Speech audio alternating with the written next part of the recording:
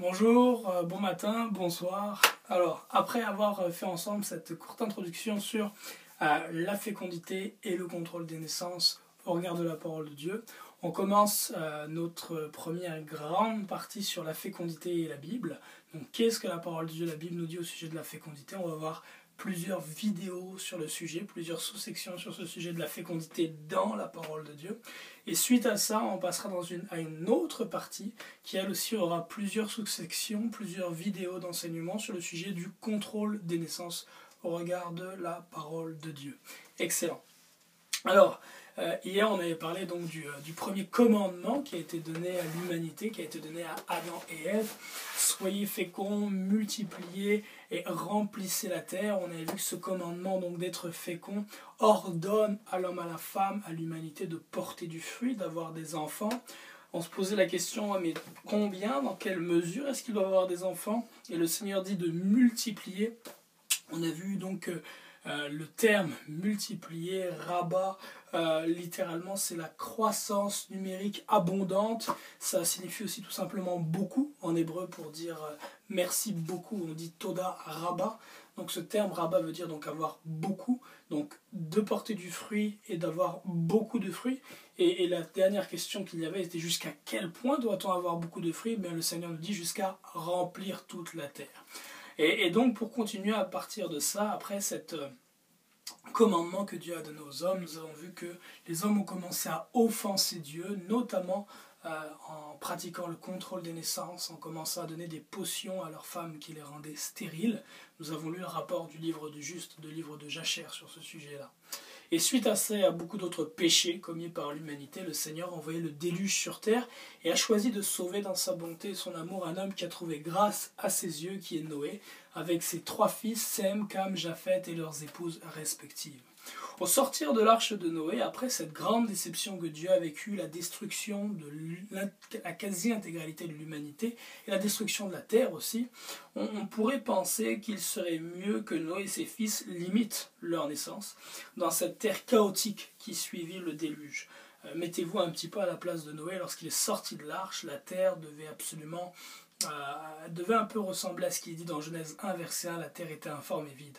Après avoir été balayée par des eaux immenses pendant près d'une année, si mes souvenirs sont exacts, 40 jours de déluge abondant, et autour d'une année, si mes souvenirs ne me font pas défaut, où la terre a été couverte de beaucoup d'eau. Donc au sortir de l'arche, la terre devait être un absolu chaos. Et dans une telle situation, la plupart d'entre nous certainement auraient choisi de limiter leur naissance, de dire que ce n'est pas le moment de faire des enfants. Mais voilà ce que Dieu dit à Noé au sortir de l'arche. Lorsque Noé sort de l'arche, le Seigneur lui donne ce commandement-là. Il donne ce commandement donc au nouvel Adam. Noé est en quelque sorte un nouvel Adam, puisque c'est de lui que va sortir toute l'humanité qui existe aujourd'hui. Et Dieu lui dit, soyez féconds, multipliez et remplissez la terre. Ça c'est au verset 1. Verset 1 du chapitre, je pense c'est le chapitre 9 de Genèse, je crois. Chapitre 9 de Genèse, on va vérifier ça ensemble si vous voulez bien. Chapitre 9, verset 1, soyez féconds, multipliez et remplissez la terre, nous dit la Bible, la parole de Dieu. Et le même mandat est répété, donc il le dit 2 fois, verset 1, il le répète au verset 7, pour que Noé comprenne bien. Il lui dit encore une fois, soyez féconds, multipliez, répandez-vous sur la terre et multipliez sur elle. C'est quelqu'un qui aime répéter vraiment pour que Dieu répète. Lorsque c'est important, il répète. Et là, on voit qu'il répète comme 4 fois la même chose. Soyez féconds, multipliez, répandez-vous, multipliez sur elle. Donc Dieu donne ce commandement à Noé quelquefois à sujet de ce commandement premier que Dieu a donné à l'homme, que ce soit dans Genèse 1, à la création d'Adam et Ève, ou encore ici dans Genèse chapitre 9, lorsque Dieu crée une nouvelle terre en quelque sorte après le déluge, et recommence l'humanité à zéro avec Noé et sa famille. Ce commandement donné à Noé, souvent on peut se poser la question de savoir est-ce que c'est un commandement qui est donné à titre individuel ou à titre collectif. Pour vous donner un très bon exemple, j'ai un excellent ami à moi, un homme de Dieu que je respecte beaucoup et que j'aime beaucoup, qui travaille dans le domaine des chiffres. Il s'occupe de tout ce qui a trait vraiment au domaine pointu, qui peut toucher les calculs actuariels pour les assurances, par exemple, les fonds de pension. C'est des domaines qui demandent d'avoir une très grande connaissance des mathématiques et de la sagesse des nombres. Mais ce qui est paradoxal, c'est quand on en vient au sujet justement qui touche la fécondité et les enfants. Il me dit que ce commandement qui est donné donc ici à Noé et qui a été donné auparavant à Adam et Ève n'est pas un commandement qui est donné à titre individuel, mais c'est un commandement qui est donné à titre collectif. Et que donc ça justifie pour lui le fait qu'on puisse avoir un enfant ou deux enfants simplement et choisir d'arrêter d'avoir des enfants par la suite. Et pourquoi est-ce que je trouve ça paradoxal? Parce que la base, le b.a.-ba des algèbres et des mathématiques nous dit la chose suivante, c'est que si en tant que famille, nous choisissons d'avoir un enfant ou deux enfants, alors que le Seigneur nous permettrait d'en avoir plus, et de ne pas avoir davantage d'enfants, de bloquer donc les naissances, de contrôler les naissances par rapport à ça, et si toutes les familles en font autant, jamais la terre, jamais l'humanité ne se multipliera. Si Noé et ses fils avaient chacun eu un ou deux enfants, non seulement le nombre d'êtres humains n'aurait pas grandi, mais pire encore, il aurait diminué avec la maladie et avec les décès. Parce que lorsqu'une famille a un enfant, eh bien la génération suivante va être moins nombreuse que la génération qui l'a enfanté. Et donc l'humanité va en décroissant. Lorsqu'une famille a deux enfants, on fait simplement que remplacer les deux parents. Donc il n'y a pas de croissance non plus, le nombre reste le même. Et en plus de ceci, du fait de la maladie et de tous les autres éléments qu'il peut y avoir, statistiquement parlant, si le taux de naissance est 2, la population va en décroissant. Lorsque le Seigneur donne le commandement de multiplier et de remplir la terre, ça prend effectivement, c'est un commandement qui est collectif, évidemment, qui est donné pas simplement à Noé, pas simplement à Adam et Ève, mais qui est donné à eux et toute leur descendance, ce commandement de multiplier. Mais c'est aussi un commandement qui, étant collectif, c'est un commandement qui s'accomplit chacun de façon individuelle, à chacun selon la part que le Seigneur lui a donnée. Pour que le peuple d'Israël passe d'être 70 personnes en entrant en Égypte à devenir plus de 600 000 lorsqu'ils en sont sortis, ça a pris, oui, il y a eu certaines femmes qui ont simplement pu avoir un ou deux enfants parce qu'elles étaient stériles ou qu'elles avaient du mal à enfanter, comme c'était le cas de Sarah, par exemple, l'épouse d'Abraham, qui n'a pu avoir qu'un seul enfant. Mais ça a aussi pris qu'il y ait certaines des femmes d'Israël qui mettent au monde une trentaine d'enfants. Parce qu'on le verra tantôt, la moyenne d'enfants qu'ont eu le peuple d'Israël dans cette période-là est à peu près de 15 fils par génération et par homme, ce qui est énorme. Le commandement de Dieu ne s'accomplit pas, ce commandement ne s'accomplit pas si chaque famille choisit volontairement de bloquer les naissances à 1 ou 2 ou 3 enfants par foyer. C'est un commandement collectif, mais qui est accompli par les efforts individuels de chacun. Donc ça, c'était une petite parenthèse par rapport à ce commandement-là. On ne peut pas choisir de s'en départir en disant « ce n'est pas ma responsabilité, c'est celle des autres ». C'est un peu comme les toilettes de l'église. Si chaque personne dit « c'est pas à moi de les laver, c'est aux autres de les laver », personne ne les lavera.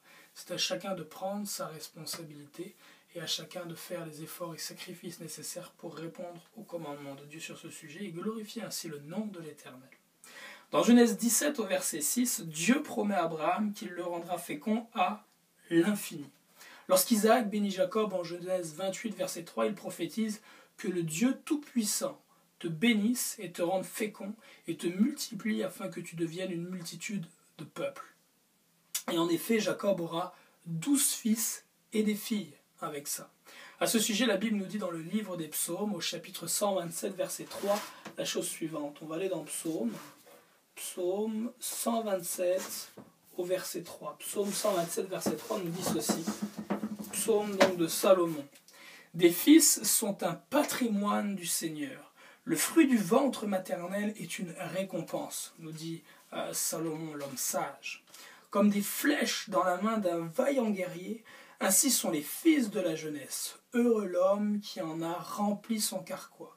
Ils n'auront pas honte quand ils parleront avec des ennemis à la porte de la ville. Alors ici, Salomon, dans toute sa sagesse, nous dit que des fils sont des flèches comme des flèches dans la main d'un guerrier, des flèches de l'Éternel. Et que l'homme qui est béni, c'est un homme qui en a rempli son carquois. Un carquois, en fait, pour ceux qui pratiquent l'archerie, c'est mon cas, j'aime l'archerie et je pratique la chasse à l'arc.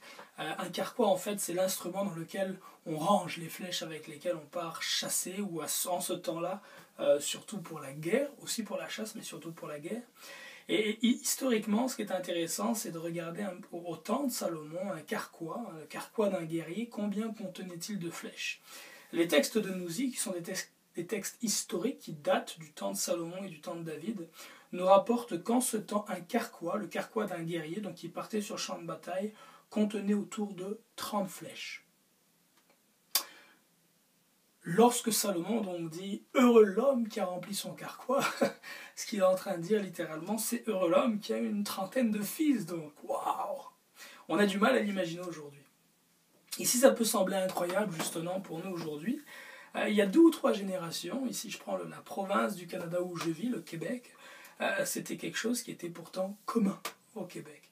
Il était commun au Québec de voir des familles d'une trentaine d'enfants. Il était commun d'avoir des femmes qui avaient donné naissance à 22, 27, 32, 38 enfants. C'était tout à fait commun ici au Québec. C'était une chose normale. Et vous avez simplement à parler ici aux grands-parents, aux arrière-grands-parents, et ils vous le raconteront. Les familles étaient extrêmement nombreuses ici au Québec. Et donc ce que dit ici Salomon lorsqu'il dit de remplir son carquois n'est absolument pas quelque chose qui est extraordinaire ou qui vient d'un monde féerique. C'est vraiment la réalité dans un monde où les hommes et les femmes choisissent de laisser libre cours à la fécondité que Dieu leur a donnée plutôt que de contrôler l'œuvre de Dieu dans leur vie. Un élément interrogeant de ce passage est qu'il nous montre que pour Dieu, il y a un lien direct entre l'abondance des enfants et la capacité à dominer. Parce qu'il dit que l'homme qui a rempli son carquois de flèches, donc l'homme qui a eu beaucoup de fils, cet homme-là n'aura jamais honte quand il parlera avec des ennemis à la porte de la ville. Donc, le Seigneur met en parallèle le fait que si nous avons beaucoup d'enfants, nous serons dans une position de domination, où nous n'aurons pas honte vis-à-vis de l'ennemi, nous ne serons pas mal pris vis-à-vis de l'ennemi. Et ce qui est valable de façon très pratique, de façon très pragmatique, à savoir que lorsqu'on a une douzaine de fils, eh bien, il est beaucoup plus difficile d'être agressé par qui que ce soit, mais de façon aussi plus spirituelle.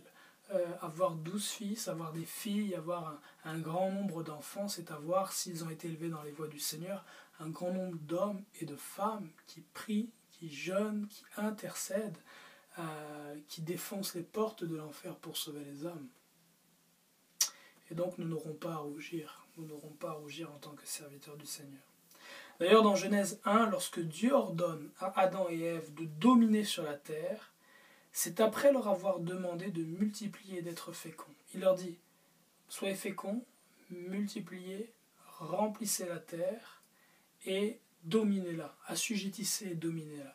Donc le mandat de domination, le mandat d'assujettir la terre vient après le mandat de multiplication. Donc le lien dans la pensée de Dieu entre le nombre de ses enfants et la domination, le fait que son peuple domine plutôt que d'être dominé, est un lien qui est direct. Le peuple de Dieu, alors qu'il croit en nombre, croit aussi en puissance et en domination sur les œuvres de l'ennemi et des ténèbres. Exode 1,7 nous rapporte cette idée, d'ailleurs cette même idée, à savoir que c'est en multipliant en nombre que les Israélites devinrent puissants. Il est écrit la chose suivante dans Exode au chapitre 1 et au verset 7. On va le lire ensemble si vous le voulez bien. Exode 1, verset 7 nous dit ceci. Les Israélites furent féconds, ils proliférèrent, se multiplièrent et devinrent de plus en plus forts, et le pays en fut rempli. Donc d'où vint la force des Israélites? Comment est-ce qu'ils devinrent de plus en plus forts? Ils multiplièrent, nous dit la Bible, ils proliférèrent, nous dit l'Écriture, ils furent féconds, nous dit la parole de Dieu. Cette croissance du peuple hébreu en Égypte, où il est devenu une grande nation, est juste extraordinaire. De 12 hommes, frères de la génération de Lévi, ils passèrent à 603 550 hommes, 4 générations plus tard du temps de Moïse. C'est une multiplication par 50 000 en l'espace d'une centaine d'années. Waouh!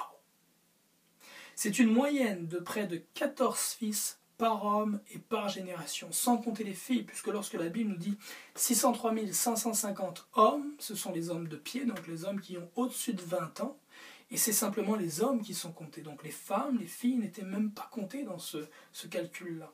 Et simplement en termes de fils, cela signifie donc que les hommes d'Israël ont eu, entre le temps de Lévi et le temps de Moïse, une moyenne de 14 fils par homme, par génération. That's amazing. Et si on ajoute à ça les filles, en sachant qu'on a en général à peu près autant de garçons que de filles en moyenne dans une population, les différences sont très légères, bien ça signifie que chaque homme a eu en moyenne une trentaine d'enfants dans ces 4 à 5 générations qui se sont écoulées entre Lévi et Moïse. Combien de temps les Hébreux seraient-ils restés esclaves s'ils avaient pratiqué le contrôle des naissances, comme le faisaient les Égyptiens en ce temps? En ce temps-là, ce sont ceux du monde qui forcèrent les enfants de Dieu à pratiquer le contrôle des naissances. Mais aujourd'hui, les enfants de Dieu qui eux-mêmes, ce sont les enfants de Dieu qui eux-mêmes s'empêchent de multiplier, gardant ainsi l'Église de Dieu, le peuple du Seigneur, dans un état permanent de faiblesse par rapport au monde. Imaginez, si nous chérissions aujourd'hui la bénédiction de Dieu qu'est la fécondité comme la chérissaient les Hébreux, d'alors. Imaginez si le Seigneur Jésus tarde à revenir. Le nombre extraordinaire d'enfants, de petits-enfants et d'arrière-petits-enfants qui changeront la face du monde à tout jamais avec l'amour de Jésus pour ce monde perdu. Mais aujourd'hui, malheureusement, les enfants de Dieu se gardent en sous-nombre, pendant que les musulmans multiplient et remplissent peu à peu la terre d'un évangile de la haine, celui de l'islam. Quand nous continuons la lecture de la parole, la notion de la fécondité abondante comme bénédiction venant de Dieu apparaît aussi dans la loi, dans le Deutéronome 6 au verset 3 et Deutéronome 7 au verset 13. Et on pourra continuer justement sur ces passages de l'Écriture. Dans notre prochaine section, on parlera comment est-ce que Dieu fait la promesse de bénir le fruit des entrailles, de bénir le fruit du champ. Et on y reviendra donc. Pour finir avec cette courte étude qu'on a fait aujourd'hui, cette avancée donc dans ce que la parole de Dieu nous dit sur la fécondité, il est vraiment intéressant de revenir encore là-dessus. Au temps où Israël était en Égypte, c'est le monde qui a forcé le peuple de Dieu à pratiquer le contrôle des naissances. C'est le monde qui a empêché le peuple de Dieu d'être fécond et de multiplier. On prenait leurs fils et on les mettait à mort dès leur naissance. On mettait de la crainte et de la peur dans l'esprit des parents pour qu'ils soient effrayés de l'idée d'avoir des enfants. On essayait de les empêcher à tout prix de multiplier. Pourquoi? Parce que le peuple d'Égypte avait remarqué ceci, c'est que le peuple d'Israël, alors qu'il croissait en nombre, croissait aussi en force et en puissance. Mon frère, ma sœur, si le peuple américain est un peuple qui est fort, c'est parce qu'entre autres c'est un peuple qui est nombreux. Et si le peuple américain est un peuple qui est béni, c'est parce que dans ce peuple-là, à peu près 30% de la population croit en Dieu et croit dans la parole de Dieu, à des valeurs qui sont évangéliques ou protestantes. Si dans une nation il y a un grand nombre de chrétiens, un grand nombre d'hommes et de femmes qui espèrent en Jésus-Christ, qui croient dans la parole de Dieu, la nation n'aura pas d'autre choix que de marcher dans les voies du Seigneur. Mais si dans une nation, le peuple de Dieu est faible et en petit nombre, cette nation-là ne suivra pas les voies de Dieu. Et c'est notre responsabilité collective en tant que corps du Christ et individuelle en tant qu'enfant de Dieu de dire « Moi et ma maison, nous servirons l'Éternel ». Et de faire notre part dans ce mandat que le Seigneur nous a donné qui est d'être fécond, de multiplier et de remplir la terre, de nous répandre sur elle, apportant ainsi l'évangile du Seigneur Jésus-Christ dans chaque recoin de chaque nation, de chaque pays et de chaque continent, pour que le nom du Seigneur soit glorifié du lever du soleil jusqu'à son couchant. Que le Seigneur Jésus-Christ vous bénisse abondamment. Je vous souhaite à tous et à tous d'être bénis par cette parole-là, d'être encouragés par cette parole et qu'elle puisse avoir dans vos vies une application très concrète et porter du fruit. Bénédiction au nom de Jésus. Amen.